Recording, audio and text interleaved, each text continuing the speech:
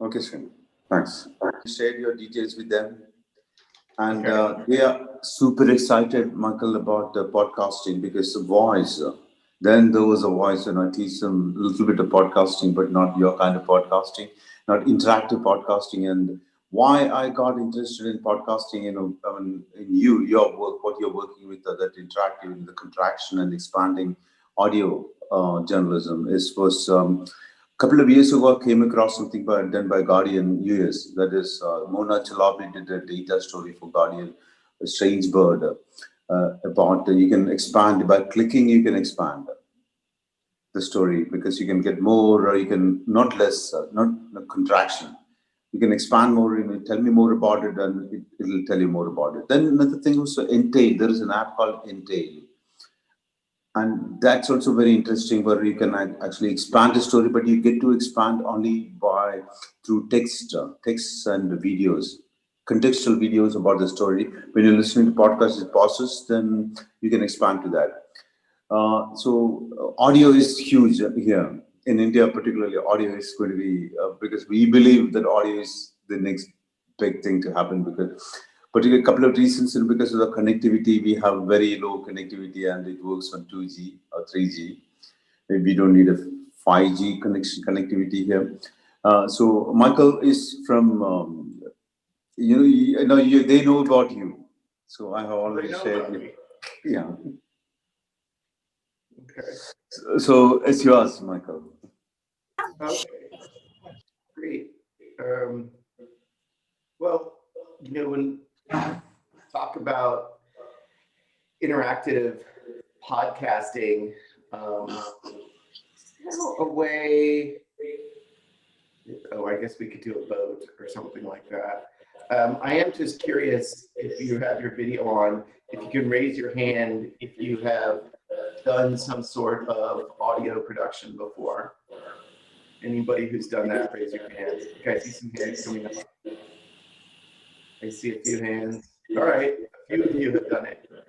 Um, and I am curious can your students turn on their audio if they want to talk?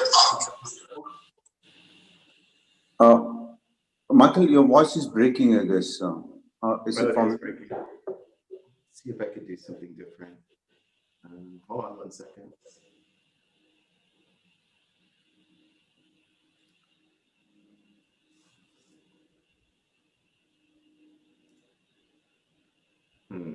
So you can't hear me that well? Is it breaking up now? Tiny little bit. Let me try to connect with headphones. Give me 1 second. Yes, please. Let me know if you can't hear me. I was interested in if you could tell me, what is the state of podcasting in India right now? Is it big? Are there a lot of podcasts happening? Or is it a new still in the field? Can I ask my students to answer the question, please? That's great. Yeah. Go ahead. Yeah, you can go ahead. Anybody?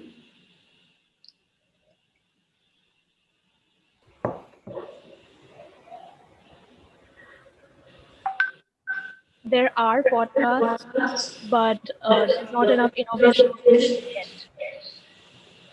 Um, I Hi, I'm Shorish. Can I say something? Yes, please. Yeah. So, especially in the video game journalism scene, there's a lot of podcasts happening.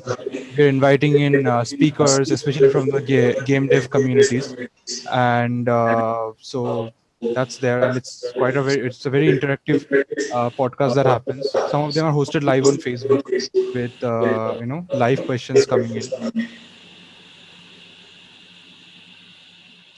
also I don't ever know if I since heard all of that. I'm so sorry. No.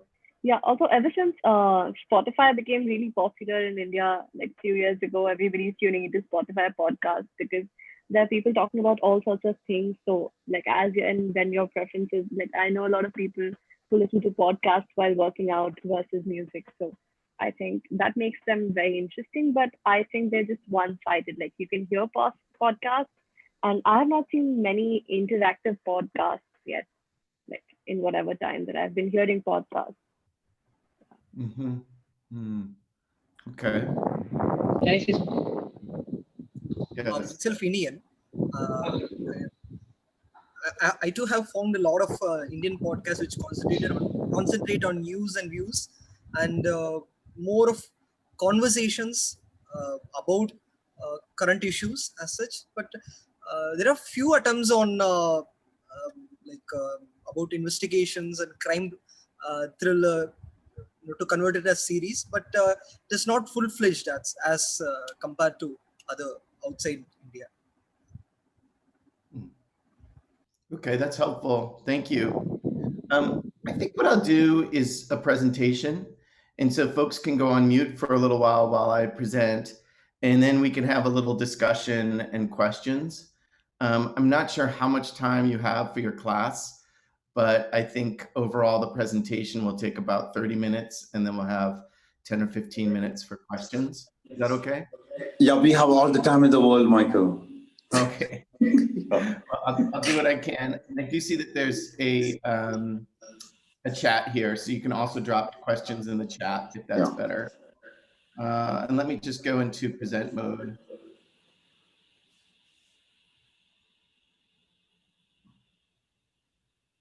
Cool. Yeah.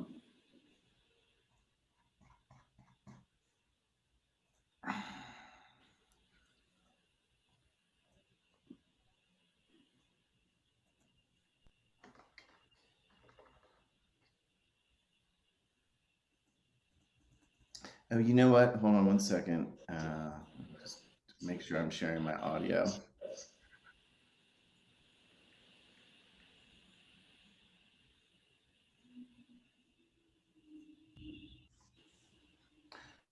Okay.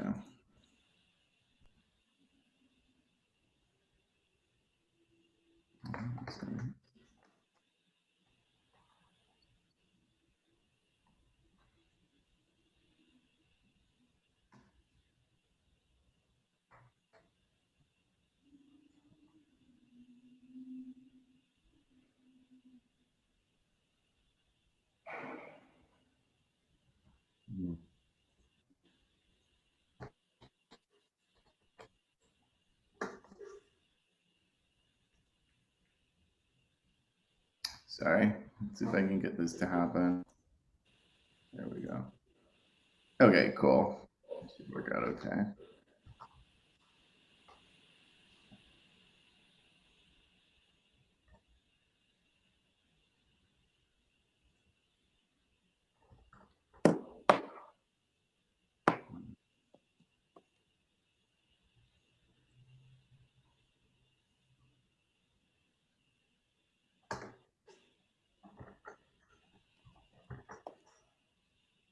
Okay, I know what's happening.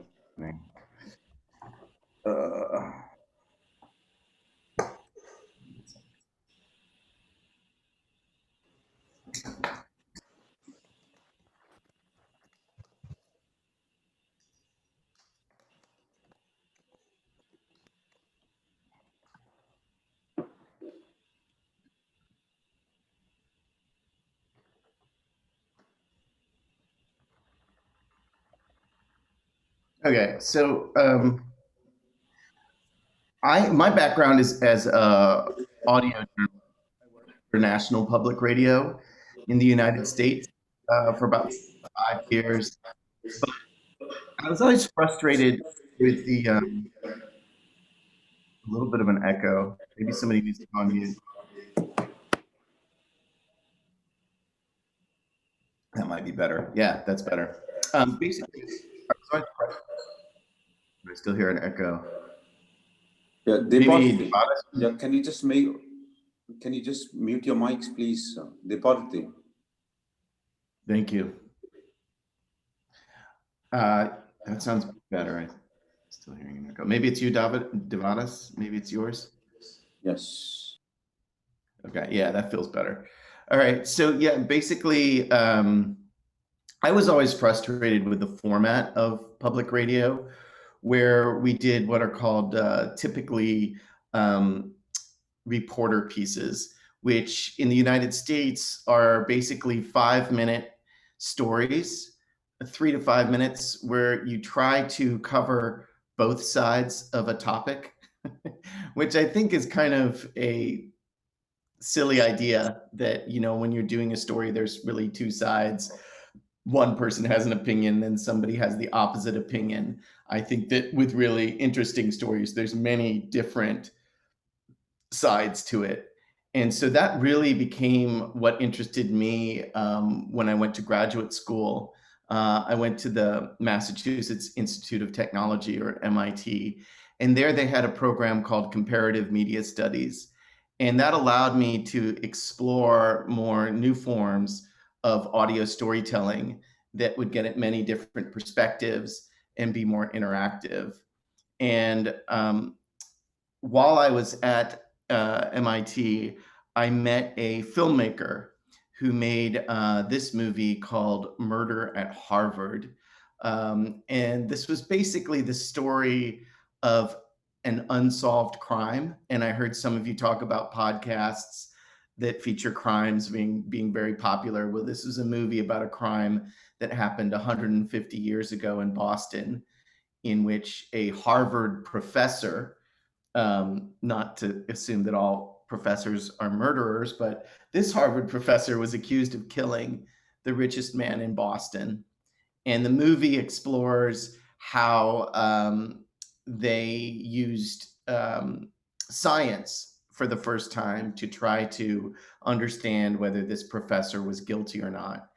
And what was interesting to me was that most of the events of the murder all happened in one neighborhood in Boston. And so at the time, these smartphones and devices that know where you are were just coming out. This is 15 years ago. And what I did was an experiment where I basically took this movie, I cut it up into small video clips, and I distributed them, as you can see on this map, throughout the neighborhood in Boston. So basically people could walk through the neighborhood and see pieces of the movie where the events happened. And the result was really bad. It did not work out. And, I'm curious, maybe just if I could, oh yeah, I can see the chat room.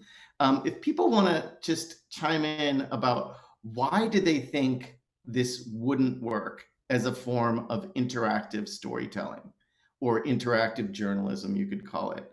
And you can just type in your answers to it here, and I'll just kind of see what you think.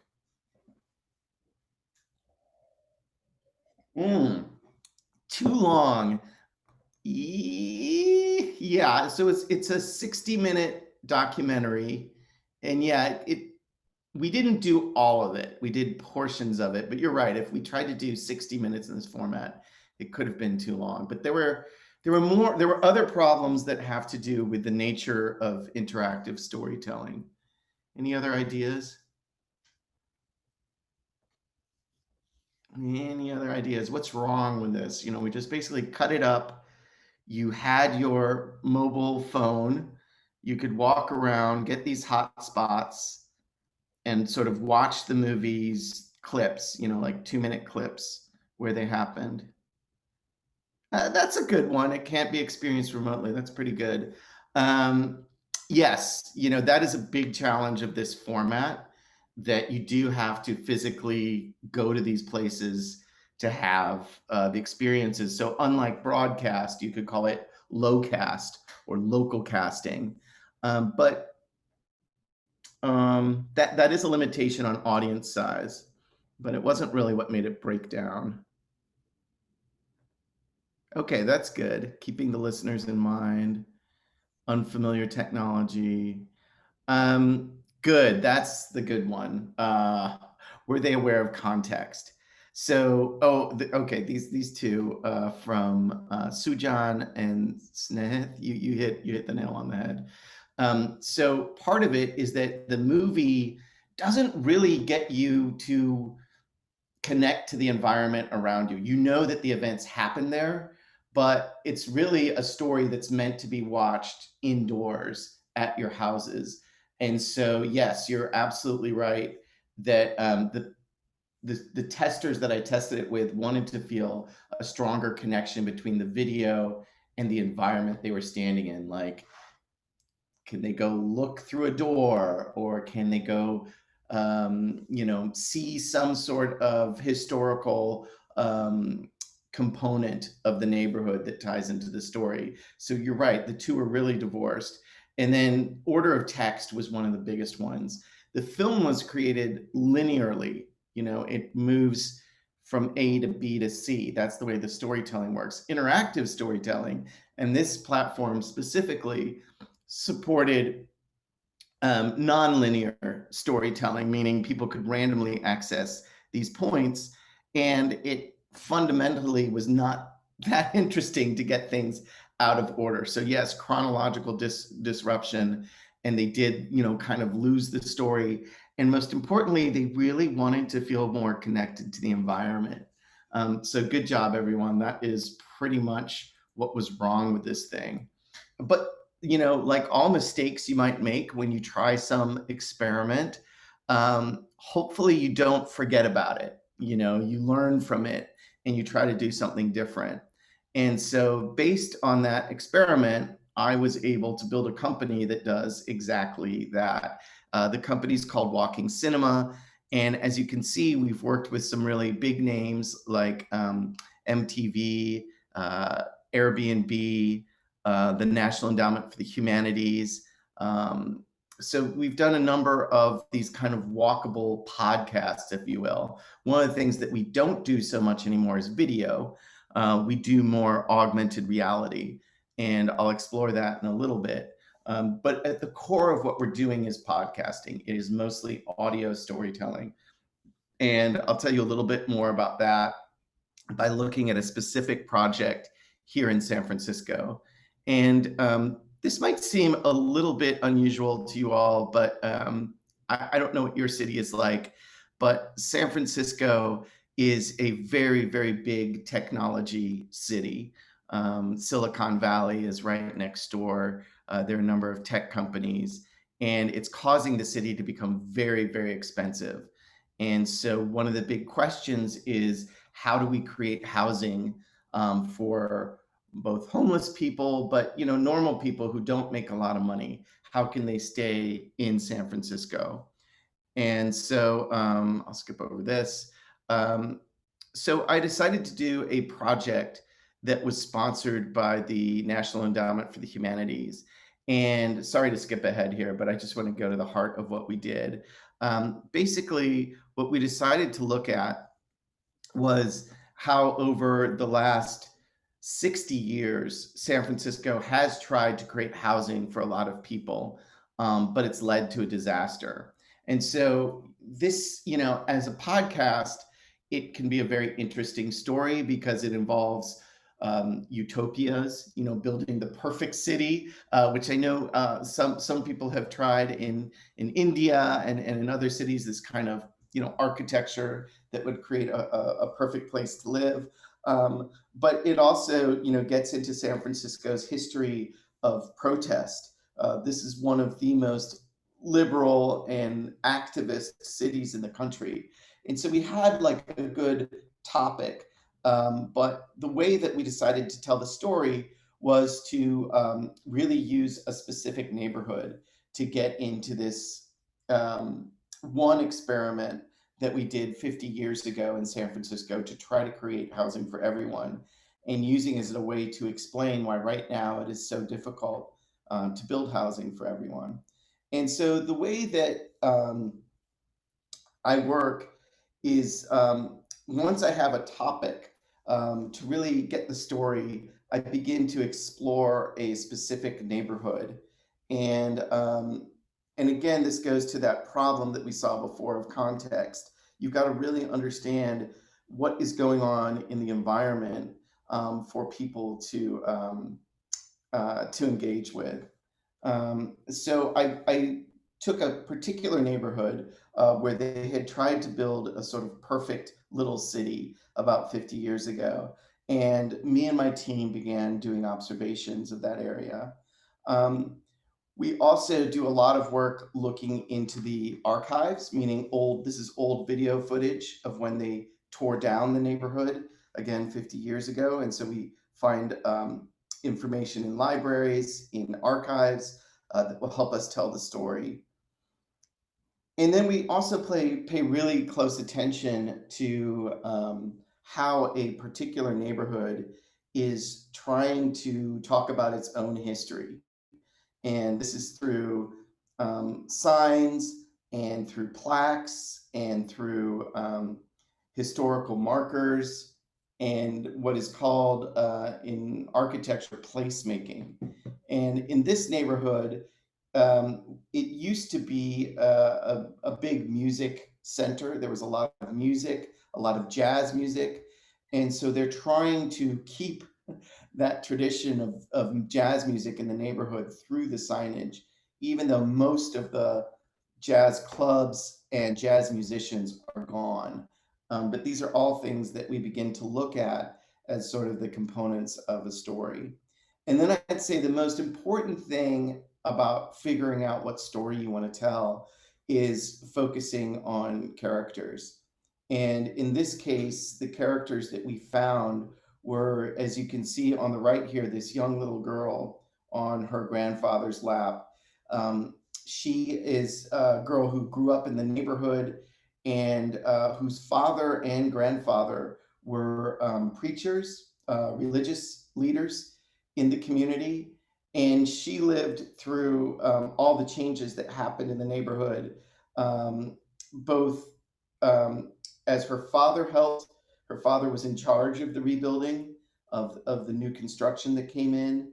And also she became opposed to it because she saw a lot of her relatives and even her grandfather's church being torn down to create this new neighborhood. So she was a character where she had a lot of conflict about what was happening. And then the other character that we chose was an architect who similarly was caught in the middle of wanting to build this beautiful new neighborhood 50 years ago, but also realized that the community that lived there was going to be thrown out. And this is something that's still a very big issue in the United States is, when you need to build new housing for people, who do you push out of a neighborhood to build new buildings? And so that was sort of the heart of this. And what we came up with was, kind of similar to what you saw with my original experiment, is we have a platform now that gives you a map. And basically, as you walk, you're hearing a podcast from point to point to point, describing what you're looking at, but also telling these characters' stories. And I could show you a video clip of what it looks like.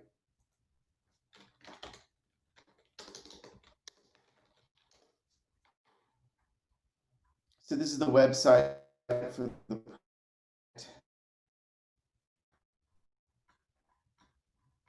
and hopefully you'll be able to hear my audio when I play this.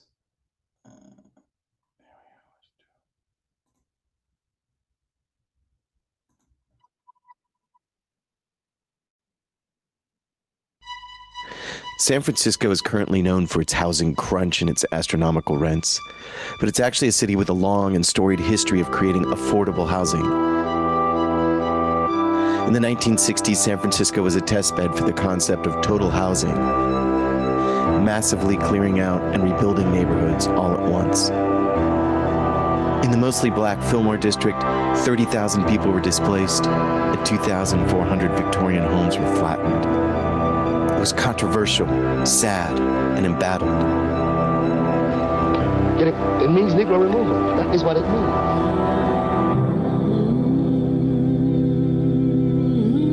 The Museum of the Hidden City is a new kind of museum. It lets you live urban history in the places where it all happened.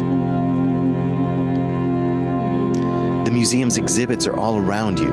brought to life through immersive audio, augmented reality, and the fabric of the city. Young poets tell the stories of two people on the front lines of for a Earth. second and just go back and say, you know, what's happening here is that people are standing in front of this church, but they're able to, through their phones, experience augmented reality. And this is fairly new interactive media, but it basically allows them to, I don't know if you can see here, but they can still see in the background the church that's next to them. But all around them, they're seeing the what the city looked like, what this area looked like 50 years ago when it was going through redevelopment, through this through this rebuilding process. So this is a new kind of technology, but it's something we've been using for about 5 years in our productions, and audiences really like it. The museum's exhibits are all around you, brought to life through immersive audio, augmented reality, and the fabric of the city. Young poets tell the stories of two people on the front lines of urban renewal. A preacher's daughter trying to understand the larger plan. So this was also a very effective moment in the story where they're able to look at these murals, which were saved from the church that was destroyed, the grandfather's church of one of the characters. And the augmented reality, as you can see on the right, lets them see video of the church being torn down on top of the murals. Here I can touch the pieces of the church. I can see our history and reminisce, but this feels more apocalyptic, more book of Revelations than salvation. These murals hang here, still beautiful, still strong, now lifeless, lonely, and longing. And an architect trying to build to the rhythm of a neighborhood. There was no stiff formality to these buildings before, just inviting entrances, open windows, and doors, every entrance syncopated to the beat of a song all of our hearts knew, and the music coursed and flowed through every body and every building. Now head to the ramp on your right that leads to the pedestrian bridge. But as that pagoda was going up, Daddy was negotiating the destruction of another religious building, his father's church, my grandfather's church. My father stands in unity, says no, says this is ours, uses his voice to dispel the injustice, and again we cheer. Dynasties, utopias, and a new sense of housing justice come to life.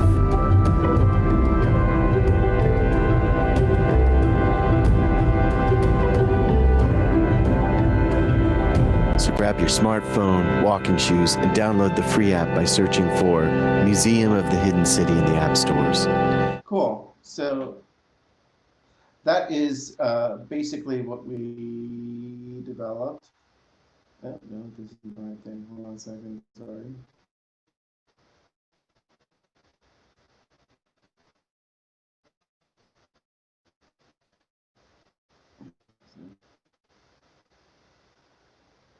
And this project did very well. It's popular, and we're expanding it to other neighborhoods. But you know, this whole idea of connecting audio to an immersive experience is something that we also did recently with WBUR. And let's see. So WBUR is a public radio station in Boston, and we got a grant to work with them and the research of a professor at a local university to create what was called hidden sacred spaces. And what was interesting about these projects is that they were, I'll show you what it kind of looks like. This is a typical radio report. What we're looking at are these small places of worship. I don't know if you have these in India, but we have chapels, places people can go and pray. and you can find them really anywhere in a shopping mall. This one is in an airport. Some of them are on school campuses. This one is really interesting because it's at a place where boats come in at a port, but they also sell a lot of products for people who work on these boats from around the world to get the products that they need. And so this is a story of these kind of what are called hidden sacred spaces that they did a series of short podcasts on. And what was interesting about it, again, it was an experiment, but you could listen to the audio story here, which sounds like a typical story. Join us now in one of Boston's hidden sacred spaces. Most of us don't know about them, but these places of worship are all around the city. One is the New England Seafarers Mission.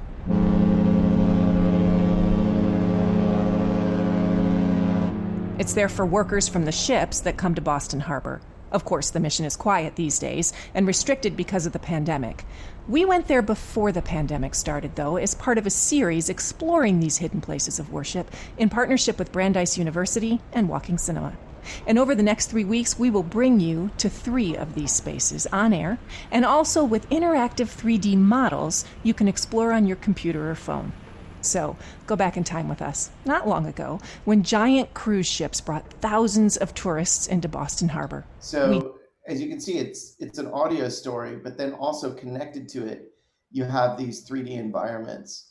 And the idea is you'd listen to the story and you'd explore the environment, or you might discover this environment first and look at it first and get the story there, and then go listen to the radio broadcast version.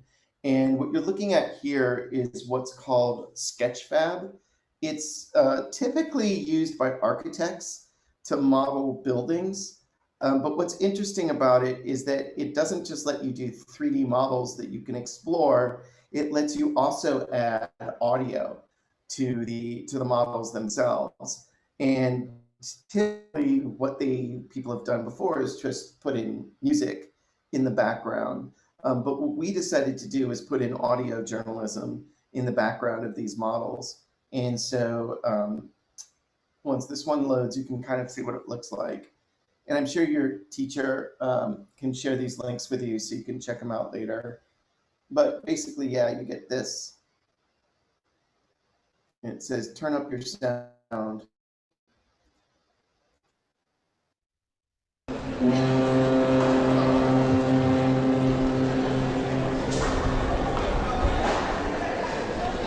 You're standing in a nondescript building next to Boston's cruise ship terminal. This is kind of an in-between space for ship workers, where you're not quite on land and you're no longer on board a ship. You're about to enter the Seafarers Mission. It's a hidden sacred space in Boston that services workers from the port, the vast majority of whom work on the cruise ships. To navigate the model, you're going to click on the right arrow you see under the timeline at the bottom of the image. Go ahead and click the arrow now.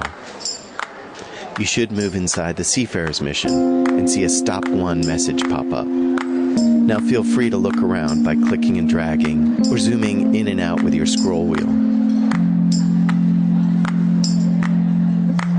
During high season, over 500 workers a day may pour into the Seafarers Mission, spread out over 3 modest rooms.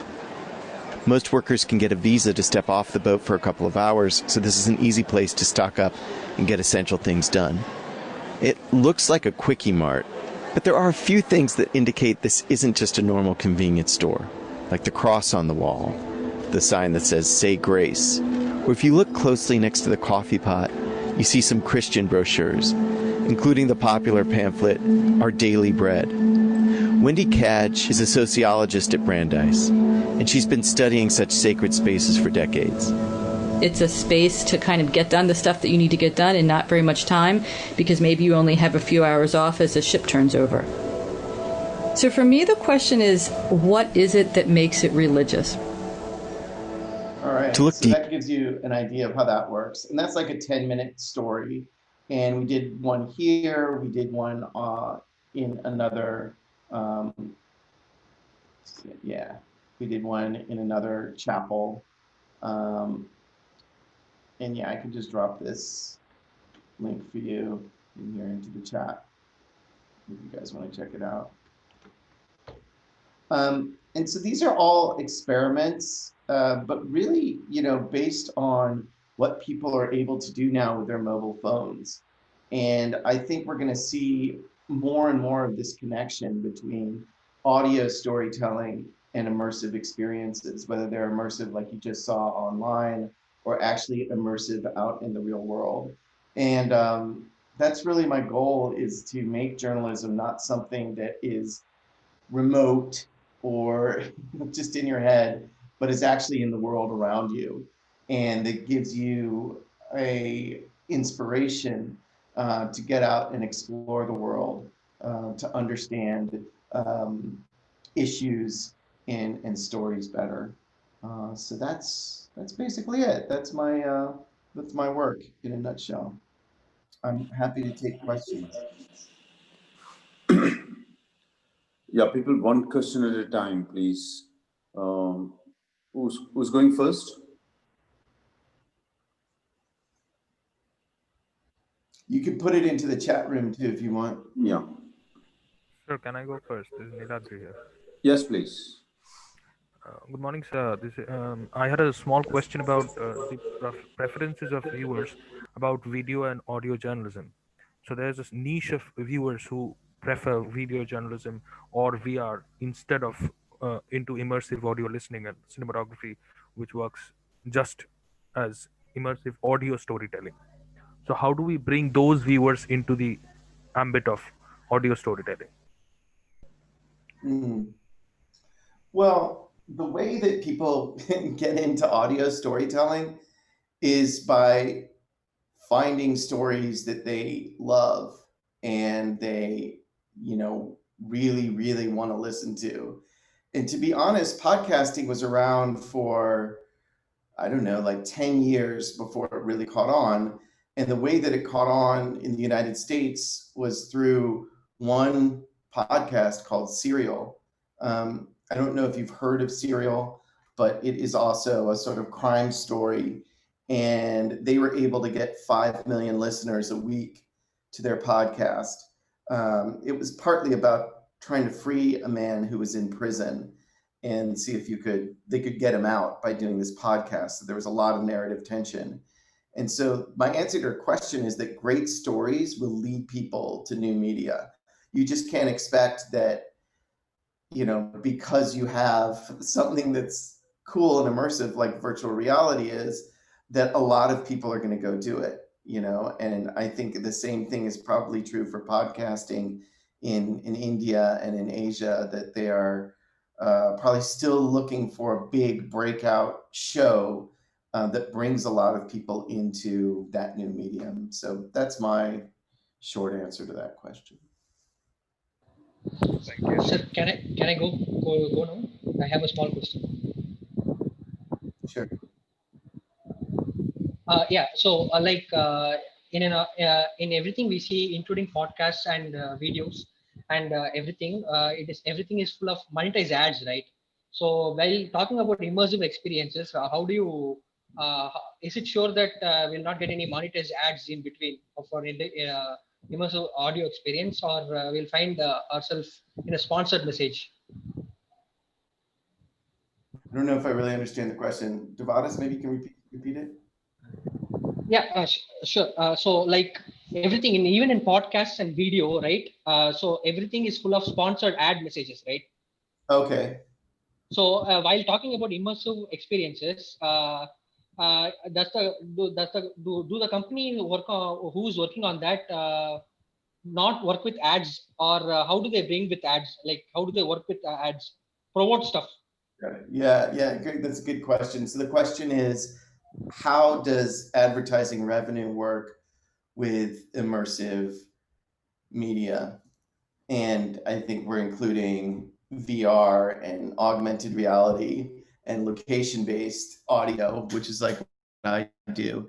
And I'd say that the short answer is there's not full ad integration into immersive formats yet. What we did see with podcasting is that I think companies like Admiral and other technologies that allowed what's called dynamic insertion of audio advertising into podcasts was also a big change for the industry. So you'd be listening to a podcast and you'd have a 30-second slot where an ad would come in, and then this piece of software would load up dynamically in the moment that you're listening, whatever the latest advertisement was that they wanted to put in there. That has not happened yet for immersive media, as far as I know. What we have done in our work is partnerships with local businesses. So if I can share my screen for a second again, let's say, you know, we had, I think this is it, yeah. Partnerships, let's see if this shows it. Yeah, I mean, this card that you see this person has here, oops. We worked with the gift shop to give out these cards that worked with augmented reality. And in a way, we brought them business. And then there was other things like this that you had to walk into a place of business to get as you're doing the walking tour. So there is a possibility that you could do, you could get support for these projects from local businesses and do some sort of advertising in the middle of them. I still think that that's evolving. What is more interesting for location-based media is if you look at something like Pokemon Go, where they have agreements with places like Starbucks to do distribution of Pokemon Go drinks. That's where you start seeing major ad revenue going into location-based projects. I hope that that answers your question. Can I ask? Sure. Okay, so we saw in the immersive storytelling, you went into 3D, third dimension. So what are the possibilities of pushing into more higher dimensions, and also say bring in tingle other senses like touch or smell? Is there a possibility? Yes, absolutely. That's a good question.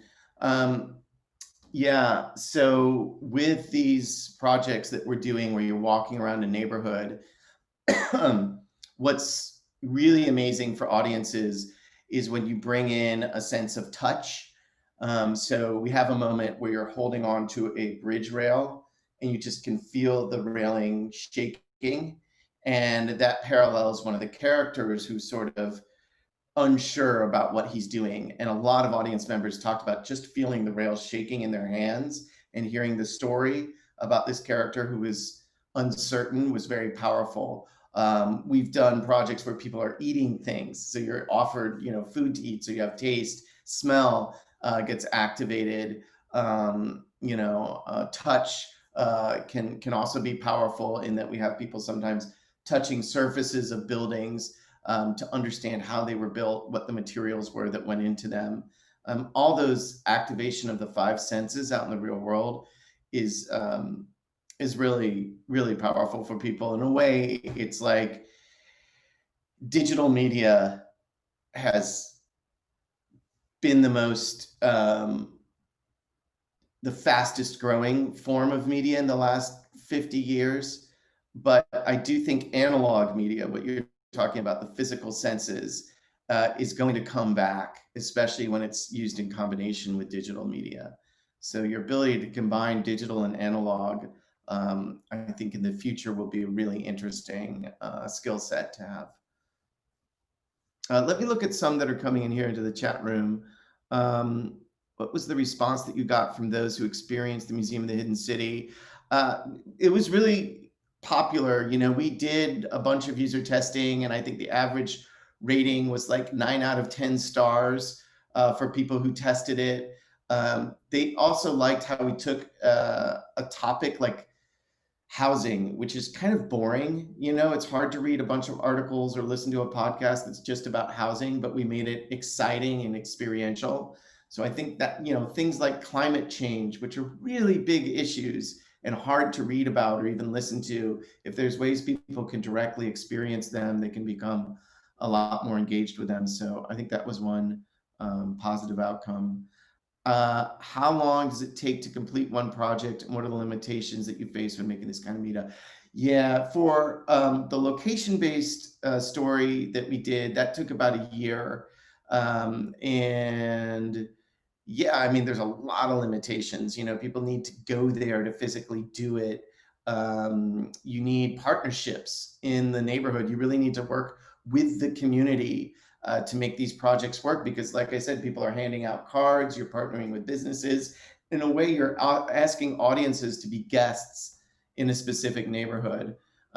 So those are things that, you know, are challenges for it. Let's see, what else? Sir, I have only one more question. Can I ask it? Sure. Yeah, like while working with immersive audio and mobile phones, this is just a mobile platform, right? They are working with mobile phones. So how do you deal with silence? Like I can be driving and I can totally hear a different form of silence and than a person who is in a living room, and he can hear a different form of silence, right? And that will not be so immersive, right? I'm not sure I understand the question. It was kind of hard to hear you. Maybe you could type it in here to the chat and I can get to it that way. Yeah, sure, sir. Yeah. All right. Blah, blah, blah, blah, blah. Sir, what about the human libraries? What? Do you think that they have potential to be a possible immersive audio storytelling forum, like a combination of human libraries and on-the-go option that your project gives? No idea what you mean by human libraries. You mean like a library? Yeah, I think libraries would be, what? Sorry. So Human Libraries is this project where, so can you hear me? Yeah. Yeah. Dave, so could you mute your mic? Okay, yeah, got it. So Human Libraries are like these storytelling platforms where you have two strangers who come together and you're kind of like opening a book, you open a human. You kind of have a human talking about their stories. It's like an insight into a person's life. There's this project called the Human Library Project that's going on right now. Oh yeah, there's been similar things, like Faces of New York, I think it was called. Yeah, okay. You know, absolutely. I think this format, when you're walking around, is really good for what I call profiles, which is a form of journalism where you profile one person. And when I worked for a company called Detour, that was mostly what I did, mostly in Rome. We did profiles of really interesting individuals set in the neighborhoods that they're from. And it's really interesting to use geography to reveal somebody's story. So yes, absolutely. So I have one more question. Okay, wait. What advice would you give to users how they can effectively rope in AR audio storytelling and journalistic practices? How can you imagine news being broken in? Yeah, so we're working with National Public Radio on just that question. And one thing that's happened is that there is an app now that people are using to get radio, national radio in the United States. It's called NPR One. And we've proposed to basically, you just get a list of shows that, are from your area or that might interest you. It has sort of a recommendation engine in it. But we're also talking with them about integrating immersive media into that platform. So I think that's one of the ways that we're going to start experiencing augmented reality in connection with it, is taking these sort of established apps that people are using now to download their radio journalism and integrating it there. Let's see. How do you imagine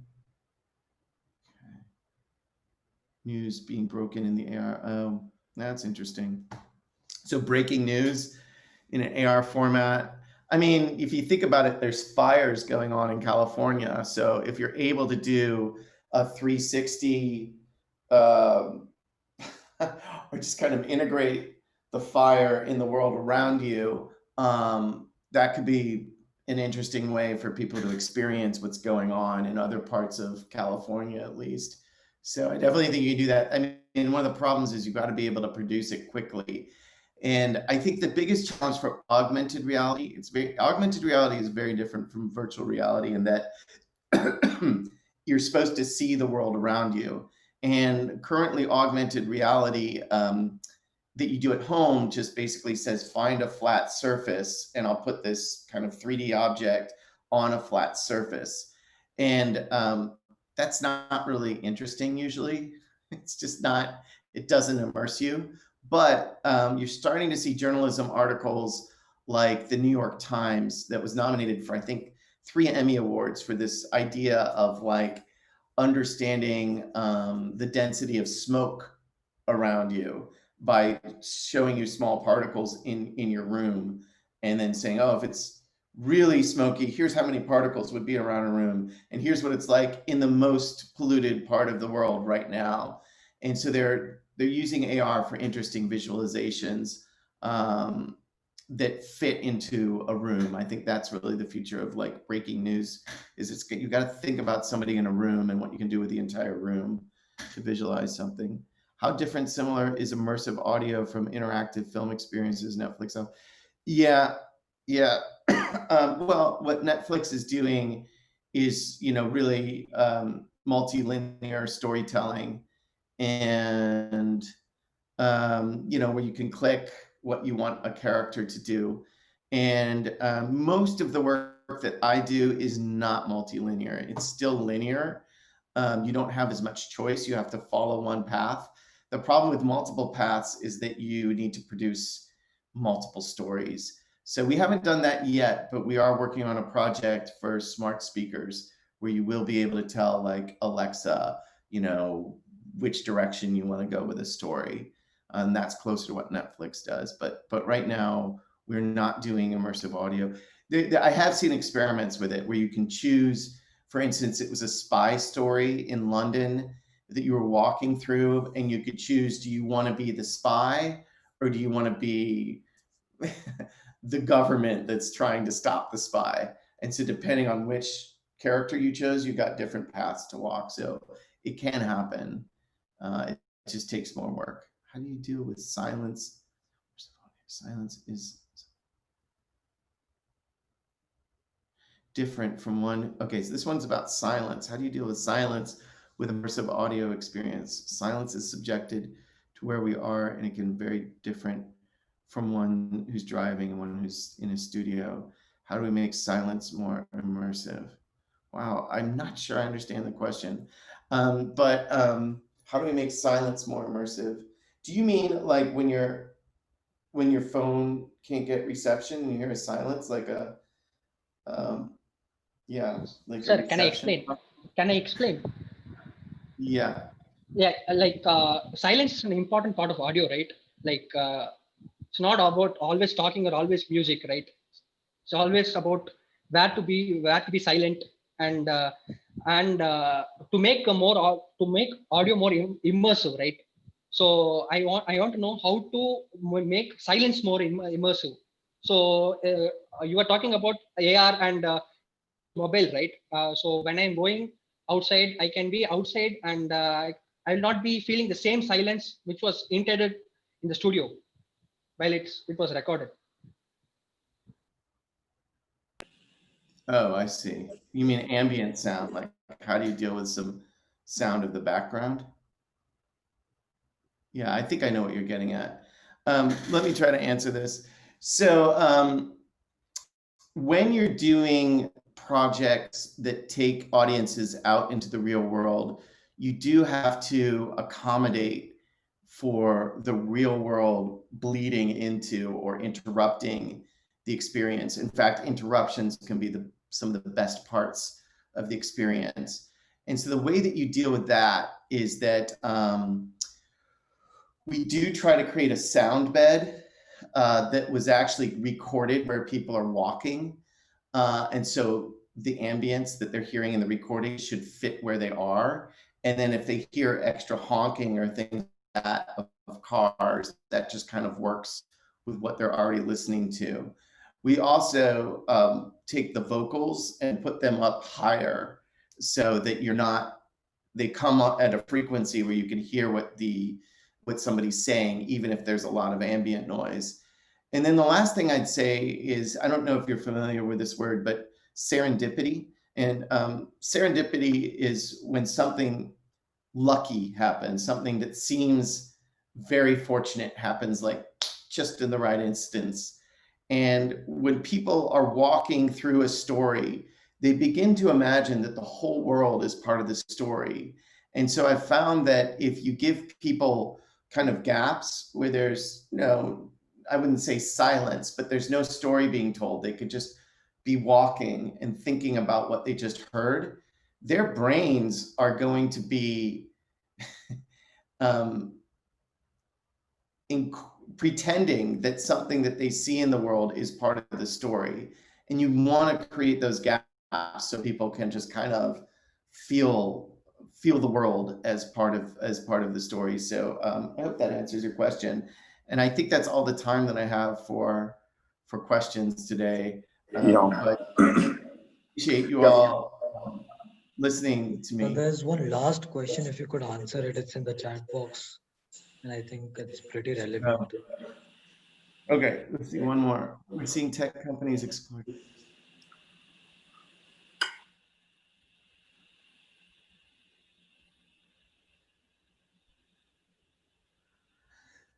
We're seeing tech companies exploit user vulnerabilities. Is there any flip side to this tech? Let's say there's a news piece. News can be often be disturbing. Do you believe there's a chance of causing an unintended trauma? Are you saying in general or in my work?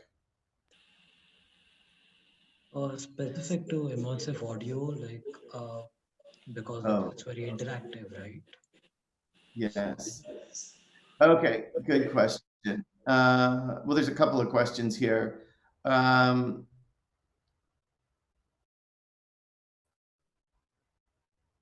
see. For example, Amazon noise.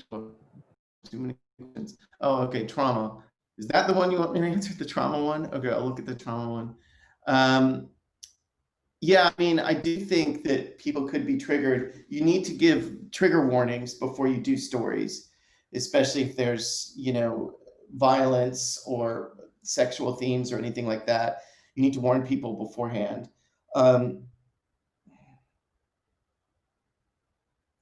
Yeah, I don't know if I have a great experience with that. I mean, I've dealt with stories that are traumatic. This housing story was traumatic for a number of people. But I do feel that a lot of what you can do is think about tone. So, if you can figure out a tone or a style for your storytelling where people feel invited in and they feel safe, and if there's some scene that comes up that might be traumatic for people, if you warn them about that beforehand, I think you're going to be in a good position. What we found with the story about housing is that many people felt like guilty about what technology had done to San Francisco, but by listening to this story, they felt empowered. And so if you can figure out a way that your audiences feel empowered with very difficult topics, that's a great goal. And I think Immersive can do that because it activates the audience as not just a passive listener, but an active listener. And so I think they feel more empowered to take action around issues that come up. These are great questions, but I don't have any more time. I've got to go to my next meeting. Yeah, thank you all so much. Yeah. Thank you so much, Mike. It's just been wonderful having you here, and we are honored to have you here. And we look forward to actually inviting you again at some point later when you have time. I'd love to. Thank you for reaching out to me, Devadis, and thank you all. Your questions are great. I'd love to come visit you all in India one day. Thank you, Joe. Welcome to Chennai. Thank you so much. Bye-bye. Okay. Have a nice day. Bye-bye. Go on. You too. Bye-bye.